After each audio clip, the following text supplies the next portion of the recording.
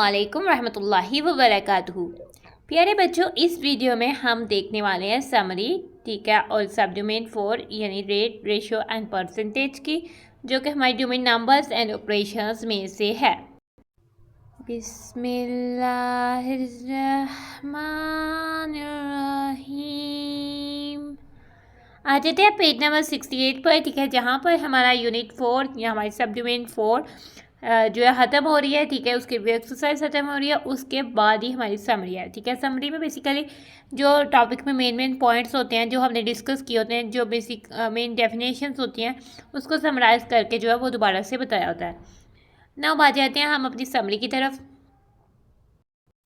ना इसके कुछ पॉइंट्स दिए गए हैं ना, उसको हम डिटेल से डिस्कस कर लेते हैं, ठीक है। फर्स्ट पॉइंट में क्या कह रहे हैं, the ratio is a comparison between two numbers और थिंग्स ऑफ सेम काइंड। हमने रेशियो की बेसिकली डेफिनेशन पढ़ी हुई है कि रेशियो बेसिकली क्या होता है, न्यूमेरिकल कंपैरिजन। न्यूमेरिकल कंपैरिजन वही हो गया कि बिटवीन टू नंबर्स, ठीक है। कंपैरिजन बिटवीन टू नंबर्स, उसको हम न्यूमेरिकल कंपैरिजन भी कह सकते हैं, ठीक है, ऑफ सेम काइंड, ठीक है, जो कि नंबर या थिंग्स में होता है। चीज़ों में भी न्यूमेरिकल कंपैरिजन हो सकता है, ठीक है, लेकिन उनकी काइंड सेम होनी चाहिए, ठीक है, उनका यूनिट भी सेम होना चाहिए।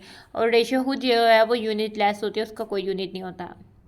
नेक्स्ट पॉइंट पर आ जाते हैं, ratio can be written in three forms, ठीक है। रेशियो को हम थ्री फॉर्म्स में राइट कर सकते हैं। वर्ड फॉर्म, जैसे कि अगर एक एक्स एंटीसीडेंट है, कॉन्सिक्वेंट वाई है, ठीक है, एंटीसीडेंट जो है जैसे कि एक्स रेशो वाई, ठीक है, हम इस तरह से भी कह सकते हैं, क्योंकि रेशो को हम इस तरह से, ये हमारे पास बेसिकली एक्स और वाई बेसिकली कह लेते हैं, एक नंबर्स हैं, हम उनको एक्स वाई से रिप्रेजेंट कर सकते हैं। तो ये बेसिकली सेकंड फॉर्म है, हमने लिखा है एक्स रेशो वाई, ठीक है। तो वर्ड फॉर्म में एक्स टू वाई कहेंगे और फ्रैक्शन फॉर्म में एक्स ओवर वाई हो जाएगा, ठीक है। फ्रैक्शन फॉर्म में ये एक्स ओवर वाई हो जाएगा और वर्ड फॉर्म में हम इसको ऐसे कहेंगे कि ये एक्स टू वाई, ठीक है। इस तरह से हम इसको रेशियो को थ्री फॉर्म्स में जो है वो राइट कर सकते हैं। नेक्स्ट पॉइंट पे आते हैं, रेशियो इज़ यूनिटलेस और इट हैज़ नो यूनिट, ठीक है। रेशियो बेसिकली हम दो क्वांटिटीज़ को, दो क्वांटिटीज़ जिनकी काइंड सेम है और जिनका यूनिट भी सेम है, उनको कंपेयर करते हैं, लेकिन जो उसका कंपैरिजन होता है वो जो है वो यूनिटलेस होता है, उसका कोई यूनिट नहीं होता। जैसे 1:3 ये जो है कंपैरिजन किया जाता है कि क्वांटिटी अगर वो 1 है तो उसकी 3 होगी, लेकिन उसका कोई यूनिट नहीं होता। नेक्स्ट पॉइंट पे आ जाते हैं, the first term in ratio is called antecedent, ठीक है। और जो फर्स्ट टर्म है जैसे एक्स रेशियो वाई, जो ये फर्स्ट टर्म होगी वो एंटीसीडेंट होगी, while the second term is called consequent. यहाँ तक कि जो सेकंड टर्म है वो क्या होगी, कॉन्सिक्वेंट होगी। नेक्स्ट पॉइंट पे आ जाते हैं, a rate is a special kind of ratio in which the two terms are in different units, ठीक है। रेट आगे से हमने रेट डिस्कस किया था, जो कि एक स्पेशल काइंड ऑफ रेशियो है जिसमें हम दो क्वांटिटीज़ का कंपैरिजन करते हैं जिनका यूनिट सेम नहीं होता, लेकिन वो आपस में रिलेट कर रही होती हैं। जैसे कि पोटैटोज़, प्राइस ऑफ पोटैटोज़ पर केजी, ठीक है, दो क्वांटिटीज़ होगी यानी किलोग्राम वेट, और हम प्राइस को जो है कंपेयर करते हैं वो रेट में करते हैं, ठीक है। नेक्स्ट पॉइंट पे आ जाते हैं। नेक्स्ट पॉइंट में हमें कह रहा है कि any ratio having second term is 100 is called percentage, ठीक है। अगर रेशियो में सेकंड टर्म यानी कॉन्सिक्वेंट वाई की जगह 100 लगा दें, ठीक है, जैसे 100 नीचे चल जाएगा तो वो परसेंटेज ही बन जाएगा, यानी कि हम पर 100 जो है वो देख रहे हैं, ठीक है। आगे से कह रहे हैं वो यूज़ द सिंबल परसेंटेज, ये परसेंटेज का बेसिकली सिंबल है, हम यूज़ करते हैं instead of writing the word percentage, हम परसेंटेज लिखने की जगह कभी कभी ये सिंबल भी यूज़ कर लेते हैं और ज़्यादातर हम सिंबल ही यूज़ करते हैं। नेक्स्ट पॉइंट पे आ जाते हैं, any fraction can be written as percentage by multiplying, हम किसी भी फ्रैक्शन को जो परसेंटेज पर लिख सकते हैं कि इस तरह से, अगर हम उसको मल्टीप्लाई 100 ओवर 100 करें या हम 100% से मल्टीप्लाई कर दें, यानी 100 से उस क्वांटिटी को मल्टीप्लाई कर दें और साथ हम परसेंट जो है वो लिख दें, ठीक है। जैसे कि अगर हमने लिखना है 2 यानी कि जैसे कि लेट्स सपोज कि हमने 3/4 को परसेंटेज में लिखना है, ठीक है, तो 3/4 क्या हो जाएगा, मल्टीप्लाई 100% हो जाएगा, ठीक है। नाउ 4 और 100 की कटिंग हो रही है, 4 टाइम 2 हो गया, 8 10 में से 2 माइनस किया तो ये 220, 4 टाइम 5 हो गया 20, तो ये 100 कट गया, 4 टाइम 1 हो गया 4, और 25 टाइम 3 अगर लेदर मल्टीप्लाई करें, अगर हम डायरेक्ट में कर रही हूँ, ठीक है, 75 हो गया और डिनोमिनेटर में 1 है तो आंसर हमारा 75% आएगा। तो इस तरह से हम 3/4 को लिख सकते हैं कि ये 75% है, इस तरह से भी हम उसको कह सकते हैं, ठीक है। 100, तो यही बात जो है वो इसमें कर रहा है। लास्ट पॉइंट पर आते हैं, ठीक है, फॉर इंक्रीजिंग और decreasing of a quantity in a given percentage, जैसे कि हमने देखा था कि कोई क्वांटिटी होती है या सैलरी होती है वो इंक्रीज़ होती है या फिर डिक्रीज़ होती है, जो परसेंटेज दी हुई है उस गिवन परसेंटेज के हिसाब से डिक्रीज़ या इंक्रीज़ होती है। Generally we use the formula तो हम ये दो फार्मूलाज जो थे वो यूज़ करते थे, ठीक है। न्यू प्राइस जो होगी या न्यू वैल्यू जो होगी वो होगी फाइनल परसेंटेज।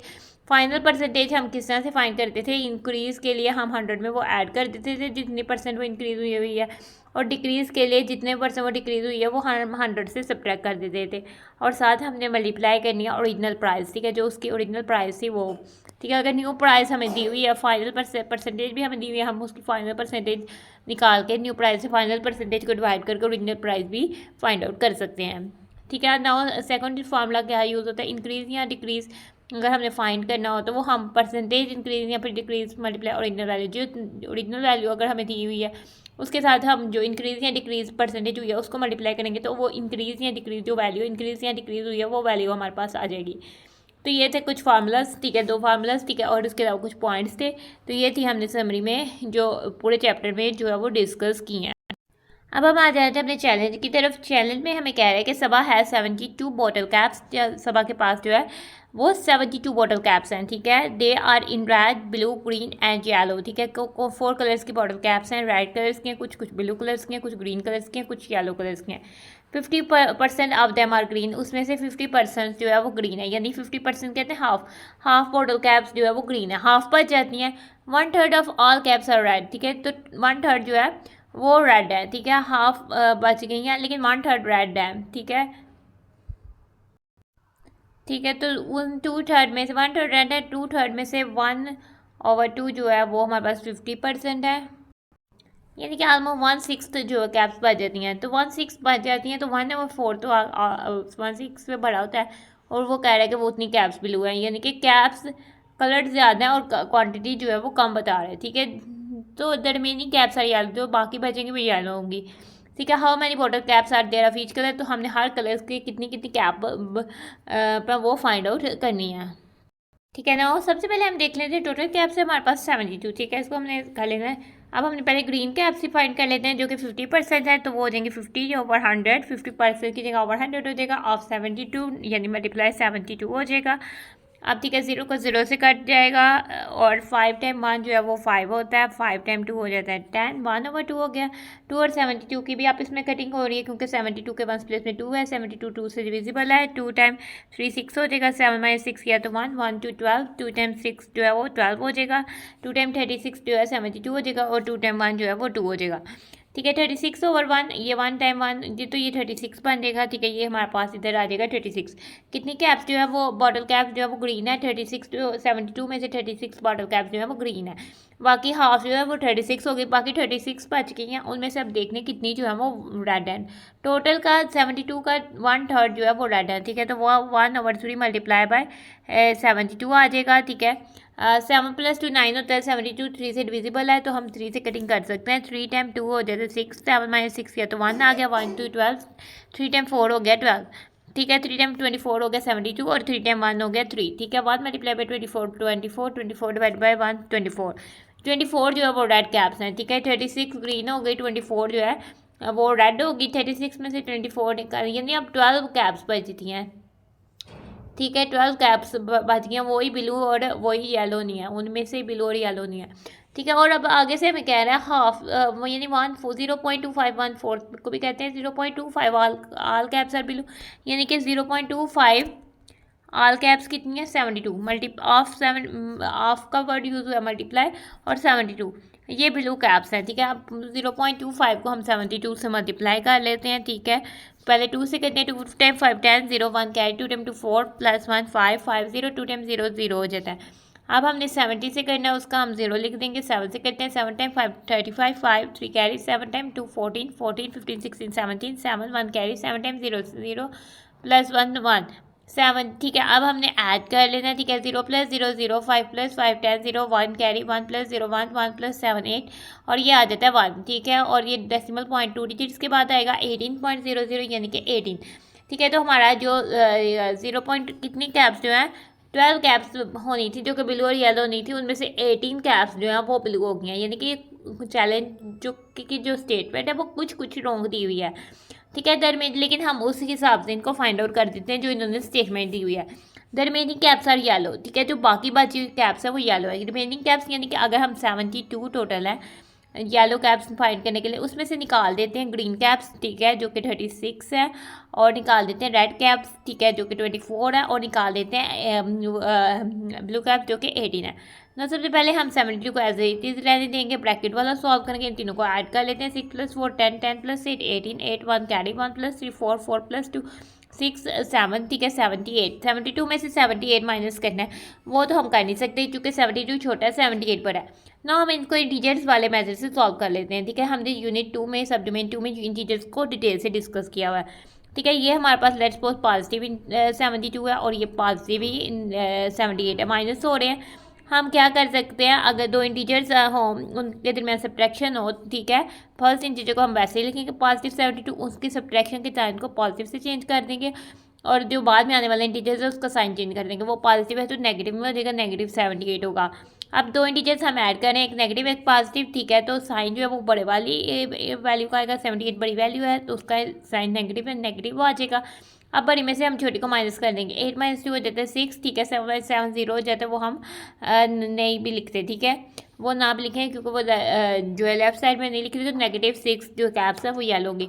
फिर हम उनका आंसर कर लेते हैं, how many bottle caps are each colour, there are 36, ठीक है, हम इकट्ठे लिख देते हैं। 24 रेड कैप्स हैं और 18 ब्लू कैप्स हैं, और -6 जो है वो येलो कैप्स हैं, हाँ, ठीक है। अब आगे से क्या देते हैं, green red blue and yellow caps respectively, ठीक है। ये वाली जो कैप्स हैं वो बेतरतीब हमने कह दिया, जो हमने पहले बताई थी वो ग्रीन कैप्स की क्वांटिटी थी, जो बाद में बताई वो रेड की, और जो बाद उससे बाद बताई वो ब्लू की, और जो येलो की बताई रिस्पेक्टिवली का यही मतलब है कि बिलतरतीब, यानी जो तरतीब है हमने उसको ही सही से बताया। जो पहले क्वांटिटी बताई है वो ग्रीन कलर की कैप्स की बताई है, ये नहीं कि कि पहले 24 लिख दिया और इधर हमने पहले ग्रीन लिख दिया, ठीक है। जिसकी क्वांटिटी पहले बतानी है, कलर भी हमने उसका पहले उस कैप का पहले लिखना है। तो इस तरह से हमारा चैलेंज यहाँ पर आकर हो जाता है डन, ठीक है। लास्ट में हमारे पास टीचिंग पॉइंट है जो कि हमारे पास सारे हर चैप्टर में दिए हुए है। वो कह रहे थे कि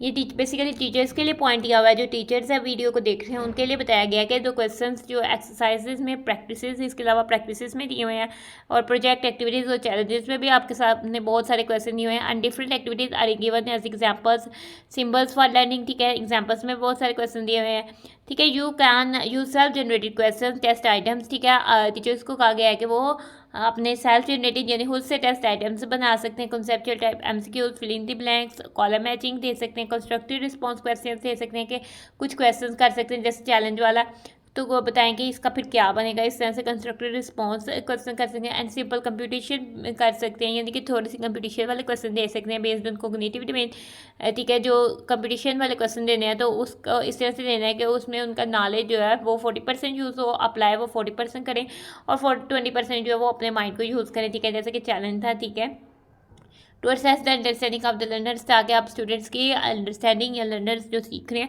उनके अंडरस्टैंडिंग को असेस कर सके, जान सके कि वो किस तरह से सीख रहे हैं, आया वो सही सीख रहे हैं या आया उनको वो चीज़ें क्लियर हो रही हैं कि नहीं, ठीक है ना। तो हमारा टॉपिक हो जाता है ख़त्म वीडियो का, इसलिए अब हम अपनी वीडियो को कर रहे हैं। उम्मीद है कि वीडियो आपको अच्छी लगी होगी। अल्लाह हाफिज़।